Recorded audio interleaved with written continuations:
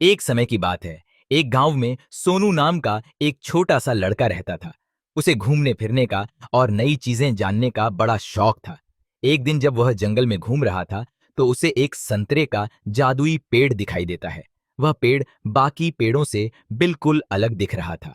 जब सोनू एक संतरे को चखता है तो उसे अपने अंदर भरपूर ऊर्जा महसूस होती है और उसका दिमाग पहले से बहुत तेज हो जाता है।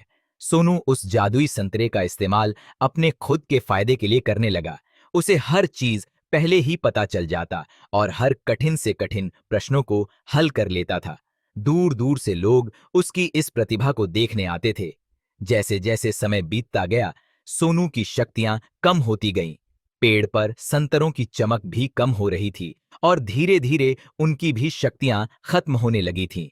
जल्दी ही सोनू को यह एहसास होता है कि वह अपनी खुद की प्रतिभा को नजरअंदाज करते हुए जादुई संतरे की शक्ति पर बहुत ज्यादा निर्भर हो गया है। सोनू को अपनी गलतियों का एहसास होता है और वह जादुई संतरे के पेड़ के पास वापस जाता है। वह अपने लालची स्वभाव के लिए माफी मांगता है और वादा करता है कि अपनी काबिलियत का उपयोग वह अच्छे कामों के लिए करेगा। फिर अचानक से पेड़ के बचे हुए संतरों में वापस चमक आ जाती है। उस दिन के बाद से सोनू यह समझ गया कि असली शक्ति हमारे अंदर ही होती है और हम अपनी खुद की कौशल और प्रतिभा का इस्तेमाल करके ही दुनिया में बदलाव और खुशी ला सकते हैं।